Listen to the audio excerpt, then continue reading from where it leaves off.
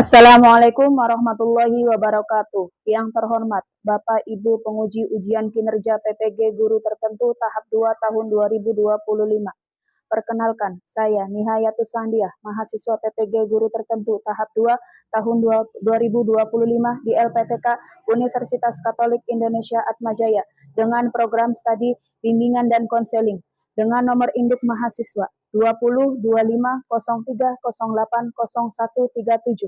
Hari ini saya akan melaksanakan dan mengambil video ujian kinerja praktek konseling individual di SMP Islamic Boarding School Fathahilah, Kecamatan Gegesik, Kabupaten Cirebon. Terima kasih dan selamat menyaksikan. Wassalamualaikum warahmatullahi wabarakatuh.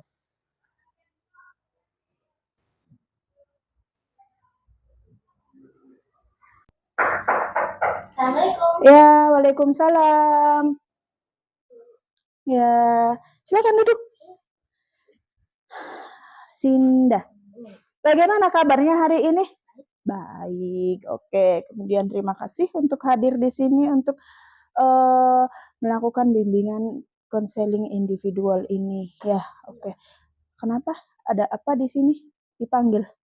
Jarang masuk sekolah. Jarang masuk sekolah, jadi ibu panggil ya? Iya, oke. Sebelum kita melakukan layanan ini, alangkah baiknya kita berdoa ya. Ibu pimpin, semoga apa yang kita bahas hari ini bisa dijadikan motivasi, bisa dijadikan untuk ilmu untuk Sinda dan ibu. Ya, berdoa dimulai.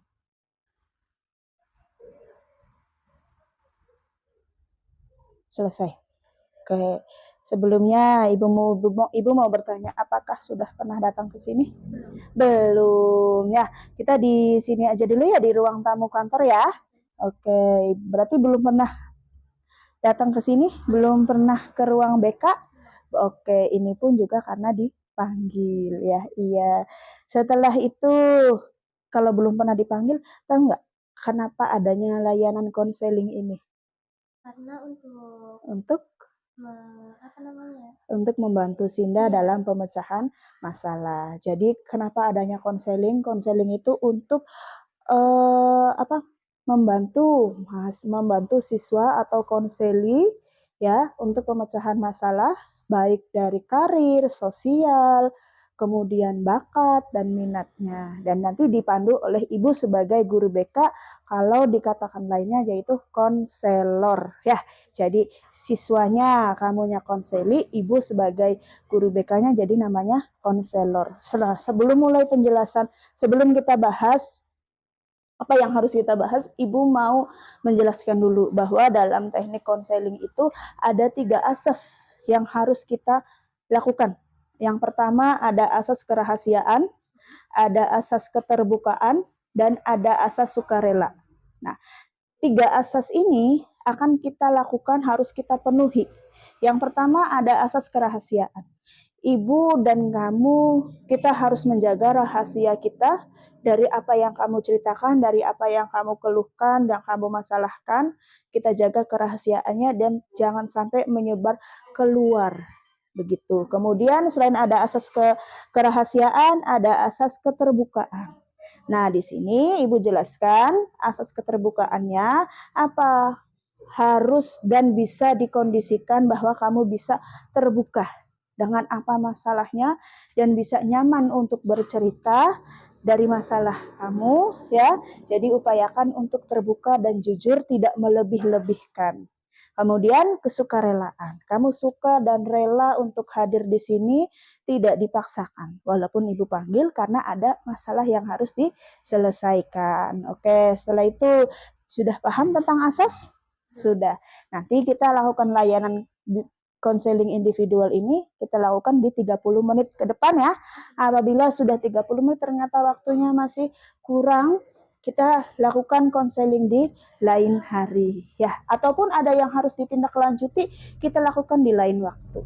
Oke, setelah itu kalau sudah kesepakatan, nah sekarang ibu mau di sini mengisi surat pernyataan persetujuan bahwa kamu melakukan konseling ini tanpa ada paksaan, dengan harapan agar masalah yang kamu hadapi bisa selesai. Dan apa yang harus dirubah, kamu bisa merubahnya. Ya, silahkan sebelum melakukan layanan ini kamu isi dulu. Nah, di sini surat pernyataan persetujuan. Nah, sebelumnya Ibu mau jelaskan dulu. Di sini, di surat pernyataan persetujuan ini, kamu menyatakan bahwa setuju dan bersedia untuk terlibat dan berpartisipasi aktif sebagai peserta konseling individu dari awal sampai akhir, jadi 30 menit ke depan. Kemudian konseling individu ini dipandu atau dilaksanakan oleh guru BK, yaitu Ibu sendiri ya. Ibu Nihayatus Sandia sebagai guru bimbingan konseling. Dalam kegiatan ini, saya bersedia terlibat penuh dan aktif selama prosedur bimbingan ini. Ya, kemudian saya diminta untuk memberikan informasi yang sejujur-jujurnya, yang mana berkaitan dengan masalah yang kamu hadapi. Ya, adapun identitas dan informasi yang saya berikan, yang kamu berikan akan dirahasiakan dan tidak akan disampaikan kepada umum, yaitu yang mana menyangkut dengan asas kerahasiaan tadi. Ya, silakan diisi. Nanti ada nama, jenis kelamin, alamat kamu, nanti tanda tangan di sini. Ya, silakan diisi dulu.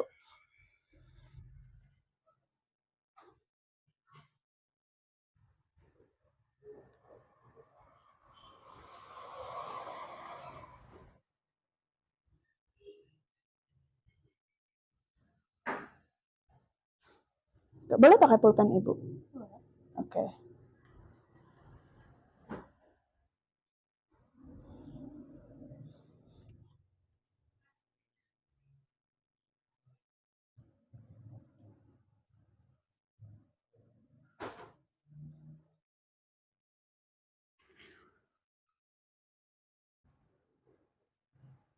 Nanti nggak apa-apa nggak diisi.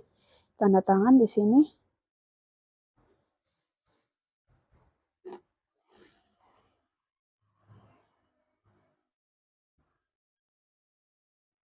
Oke, sudah diisi ya.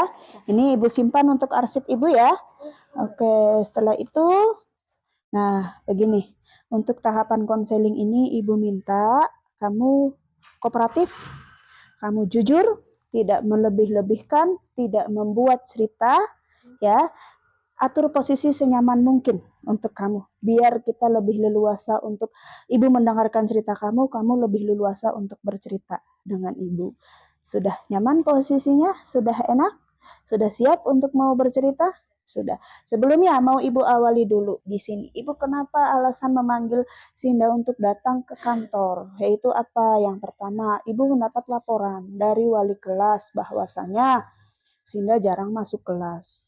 Tapi tidak hanya Ibu minta dapat laporan dari wali kelas saja, Ibu dapat laporan juga dari guru mata pelajaran yang mengajar di kelas Sinda. Selain itu, setelah Ibu dapat laporan dari wali kelas, Ibu dapat laporan dari guru mapel, Ibu melihat daftar hadir di kelasnya. Bahwasanya Sinda sering tidak masuk kelas. Nah, dan Ibu sesuaikan juga dengan angket yang pernah kamu isi di sebelumnya. Ya, kamu menyatakan di sini bahwa kamu jarang masuk kelas. Nah, coba ceritakan apa yang sebenarnya terjadi. Itu main game sampai larut malam. Kemudian scroll TikTok, bermain Facebook, membalas chat dari teman. Oke, itu Sinda lakukan di kapan? Waktu kenaikan kelas 8 aja. Malam hari berarti. Iya, jadi kamu lakukan di malam hari dan bermain sosial media itu. Sosial medianya apa saja tadi yang sering kamu mainkan? Mobile Legends, TikTok, Facebook, WhatsApp. Itu kamu lakukan setiap malam. Setiap malam kamu lakukan itu, menggunakan sosial media itu. Nah, setiap malam kamu lakukan sehingga kamu tidur jam berapa? 1 sampai jam 2. Jam 1 sampai jam 2 malam kamu lakukan setiap malam. Iya. Apakah orang tua tahu? Tidak. Tidak. Kenapa tidak tahu? Karena bermain HP-nya di kamar. Karena bermain HP di kamar. Jadi orang tua tidak mengetahui. Taunya kamu sudah tidur. Akhirnya paginya bagaimana? Kalau tidur jam 1, jam 2 malam? Kesiangan. Bangunnya kesiangan. Dibangunkan sama orang tua? Tidak. Jadi tidak tahu kamu tidak berangkat. Tapi pernah izin apa tidak di sekolahnya? Pernah. Izinnya apa?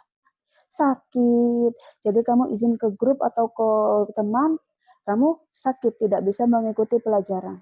Dan orang tua tidak tahu kalau kamu tidak berangkat sekolah.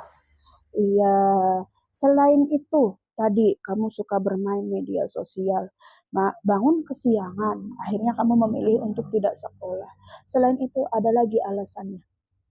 Kadang begadang bisa Begadang sama teman-teman.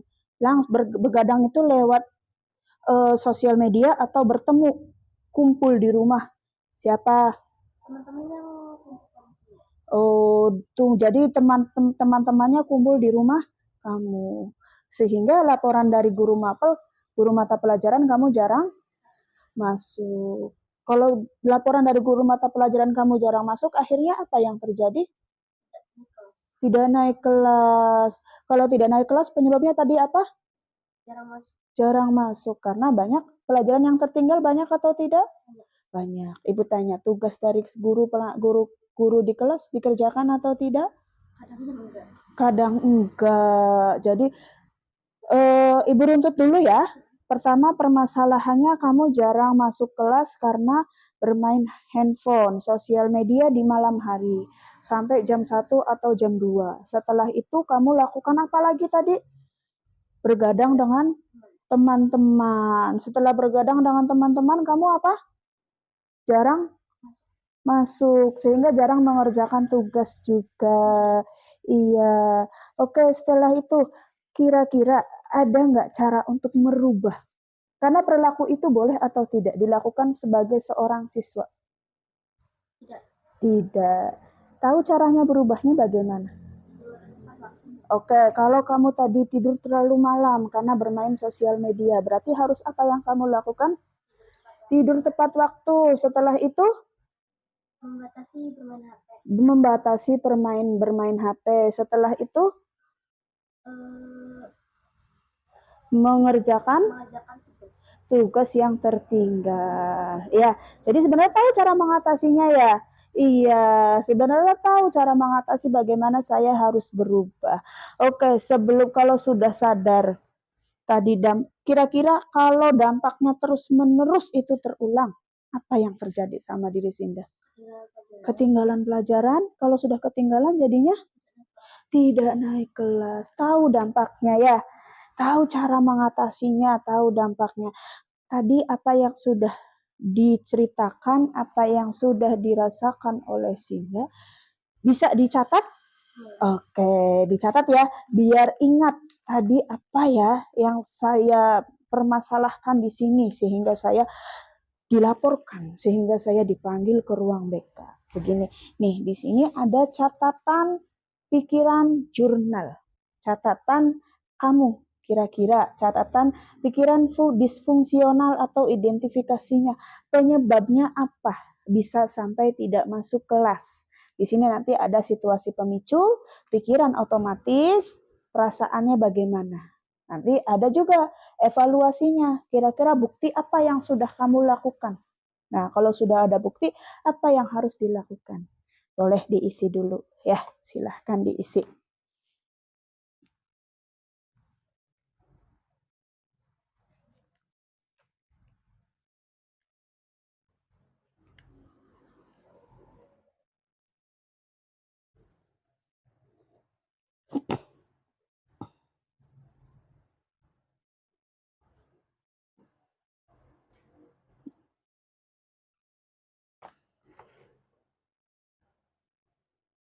Oke. Nomor 3-nya silahkan diisi apa? Apa saja tadi? Bermain HP, main game, kemudian apa? Jarang masuk kelas. Oke.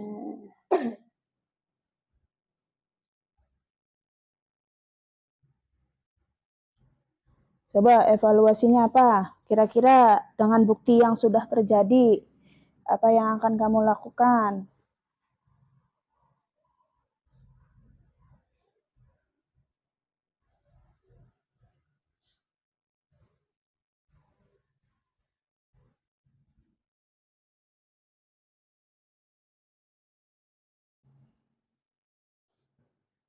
Oke.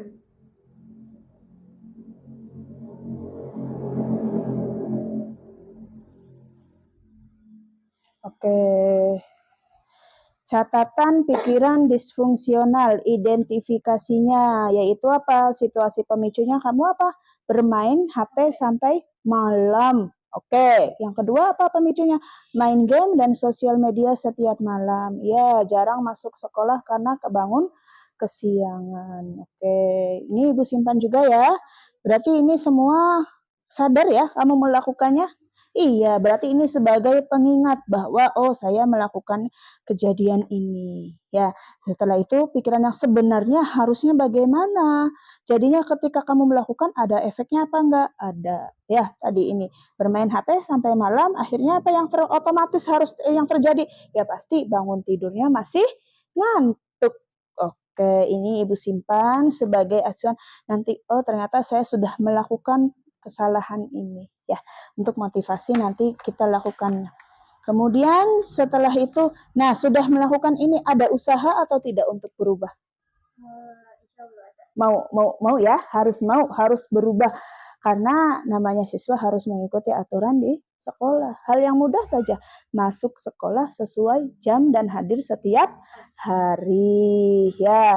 Oke, jadi mau berubah dan harus ada usahanya. Tadi kan bangun kesiangan tidak masuk sekolah, itu bukan perilaku seorang siswa. Kemudian apalagi tadi tidak mengerjakan tugas. Yang jelas itu bukan perilaku seorang siswa juga. Jadi tadi apa yang kamu lakukan apa? Tidak sesuai dengan apa? Perilaku seorang siswa. Nih, Ibu ada materi mau pengenalan. Nih, di sini ada beberapa gambar. Ya, sebentar Ibu simpan dulu ininya biar jangan tercecer. Nih, di sini ada perilaku maladaptif. Pernah dengar? Tidak. Oke, Ibu sampaikan. Di sini ada perilaku maladaptif. Perilaku maladaptif itu apa? Perilaku yang tidak sesuai dengan perilaku yang sebenarnya sebagai individu, sebagai manusia, yang tidak sesuai. Jadi walaupun untuk sementara atau selanjutnya tidak sesuai, maka itu namanya perilaku maladaptif. Nah, Ibu bacakan, ketidakmampuan seseorang menyesuaikan diri dengan atau terhadap situasi tertentu. Sehingga kalau tetap melakukan, maka dia akan apa? Menghambat kesejahteraan seseorang. Baik dari pola pikir, dari tingkah lakunya, maka akan berefek kalau terus-menerus dilakukan. Ada beberapa gambar Ibu tampilkan di sini. Berkelahi. Sesuai tidak dengan perilaku seorang siswa? Tidak. Yang kedua, bolos sekolah. Sesuai enggak? Tidak, karena itu suatu pelanggaran. Kemudian tidur di kelas. Ketika guru menerangin, menjelaskan di depan, kamu tidur di kelas. Sesuai atau tidak? Tidak. Yang keempat, tidak mengerjakan tugas. Ya, sesuai atau tidak? Tidak. Kemudian bermain sosmed berlebihan. Nah, tidak sesuai dengan perilaku siswa. Kira-kira dari semua contoh di sini, pernah melakukannya? Sinda? Pernah. Apa saja? Bermain sosmed, nomor 3. Kemudian tidur di kelas, nomor 2. Tidak mengerjakan tugas, kemudian bolos. Jadi kamu ada 4 nih sebagai pengingat ya, bahwa ternyata perilaku yang kamu lakukan selama ini itu apa? Jadinya banyak contoh yang tidak kamu lakukan. Ibu mau nanya, berapa kali dalam 1 minggu kamu tidak masuk kelas? Berangkatnya tuh 1 minggu 3 kali. 1 minggu 3 hari. Jadi kalau dalam 1 minggu 2 hari, dalam 2 minggu yang tidak masuk berarti 2 hari ya, karena KBM kita hari Senin sampai hari Jumat. Jadi kalau masuk 3 hari berarti kamu dalam 1 minggu tidak masuk 2 hari. Berarti kalau 2 minggu kamu nggak masuk berapa hari?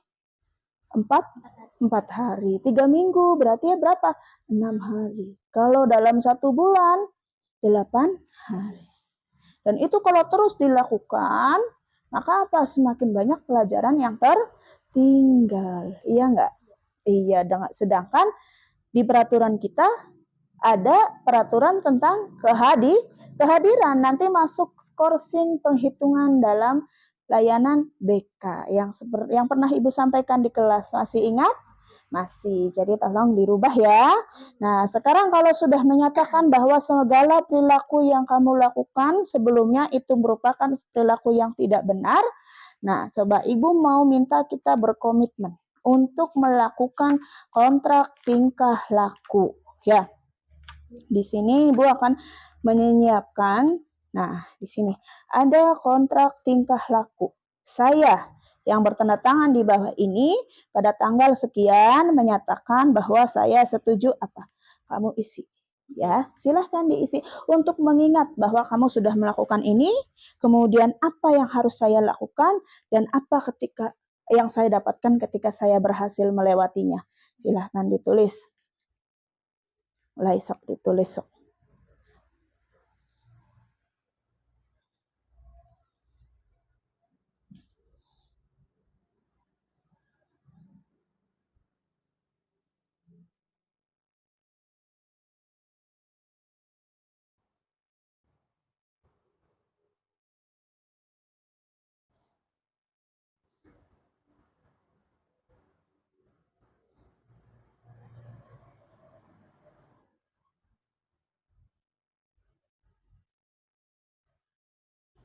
Nomor 2 apa?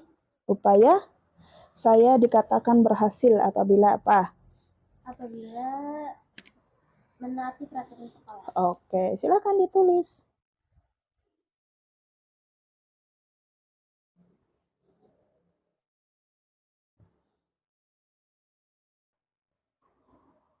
Nah, yang ketiga, apabila saya berhasil melakukannya akan mendapatkan apa? Mendapatkan apresiasi dari guru. Iya dong, makanya nanti saya akan bangga dan salut kalau kamu mau merubahnya. Ya, sudah selesai? Ibu boleh baca? Kontrak tingkah laku di sini bahwa kamu yang bertanda tangan menyatakan bahwa saya setuju melakukan untuk mengubah pola hidup tidurnya ya, tadi ya yang harus dirubah jam tidurnya, mengurangi bermain HP dan bersosial media, hadir di kelas setiap hari, dan tadi mengejar pelajaran yang tertinggal. Tugas-tugas yang kemarin kamu belum selesaikan harus diselesaikan. Upaya saya dikatakan berhasil. Nah, apabila berhasil apa tanya jawabannya? Tidur tepat waktu dengan tidak terlambat ke sekolah. Betul. Ya, tadi tidur yang tidak sesuai maka harus dirubah. Jadi apa? Harus menyesuaikan waktu tidurnya. Mengatur waktu dalam bermain HP tadi. Karena kamu berlebihan tidak tahu waktu tidur tadi sampai jam 1 sampai jam 2 malam, ya kan? Akhirnya apa? Itu kan pasti berlebihan main handphone, tidak pernah absen di kelas. Sudah tidak ada alfa lagi, sudah tidak ada absen lagi, mengerjakan semua tugas dari guru mata pelajaran yang tertinggal-tinggal kamu susul, kamu kejar. Kemudian apabila saya melakukannya, tadi apresiasi dari saya, kamu hebat, berarti kamu bisa untuk berubah.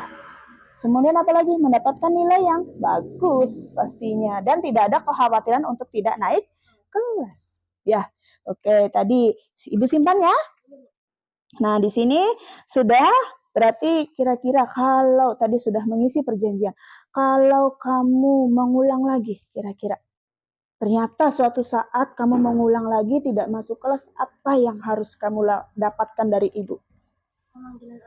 Pemanggilan orang tua. Siap. Siap orang tuanya dipanggil. Oke, ibu pegang konsekuensi itu. Kalau kamu mengulang lagi nanti akan ibu pegang. Ya, kemudian setelah itu tadi sudah isi. Nah, nanti LKPD, ibu akan kasih LKPD ini ke kamu. Kamu boleh isi di rumah atau setelah ini ya. Setelah ini kamu lakukan. Nah, setelah itu ibu minta penilaian proses konseling ini. Nah, ini kamu isi penilaian proses konseling kita bagaimana. Ya, silahkan diisi. Kalau ini boleh dilakukan diisi di rumah nanti atau boleh kembali ke kelas ketika istirahat kamu boleh isi lagi. Oke, nanti kesini lagi. Oke, iya silahkan ini diisi dulu.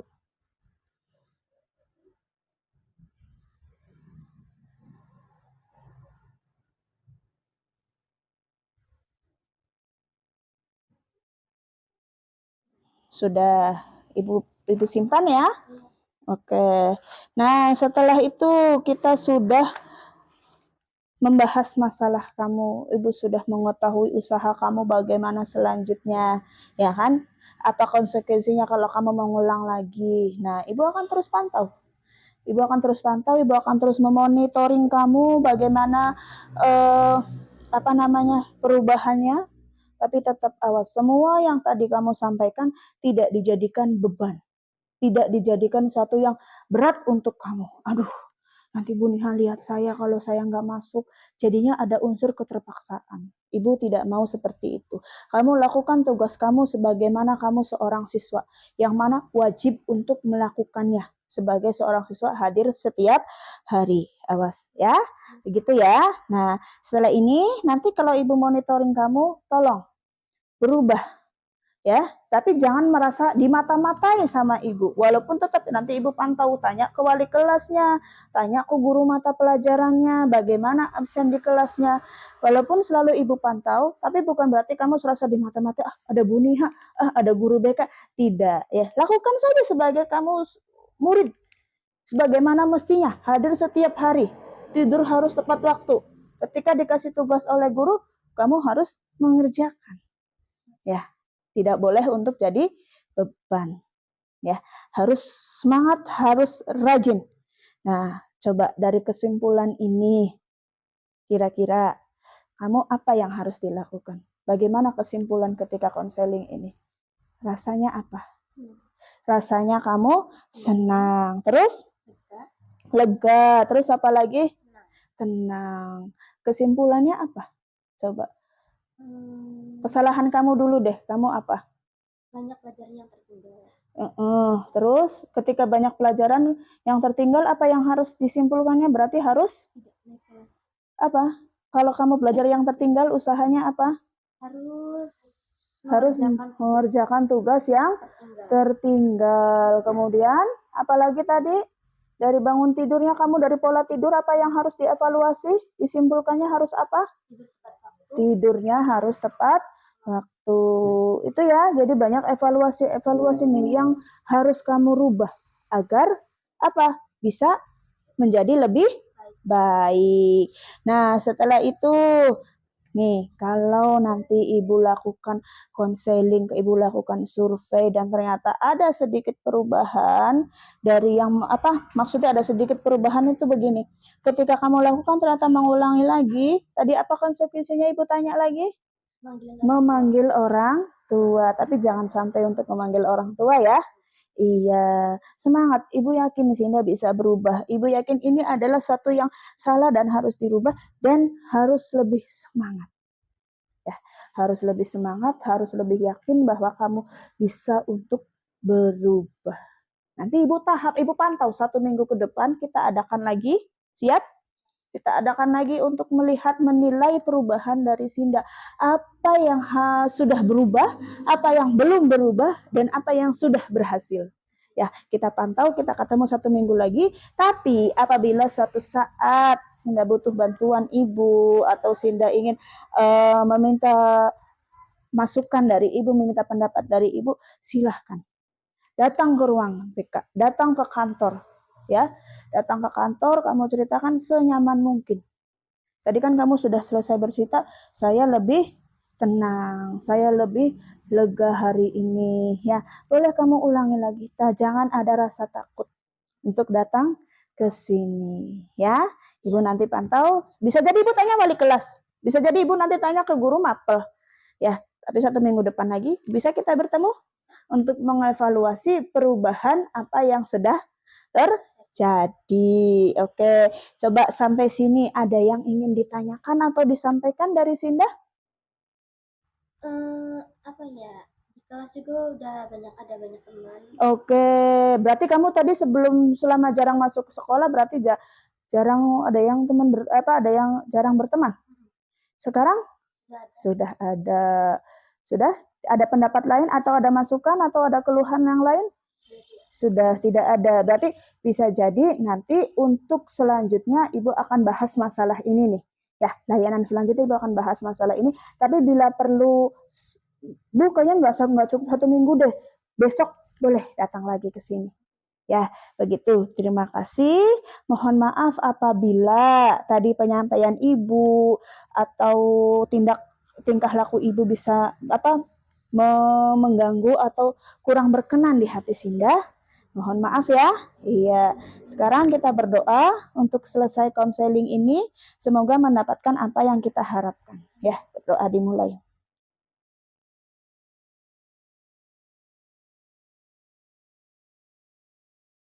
Cukup. Sudah. Dah. Iya, terima kasih. Iya, di bawah LKPD-nya. Waalaikumsalam.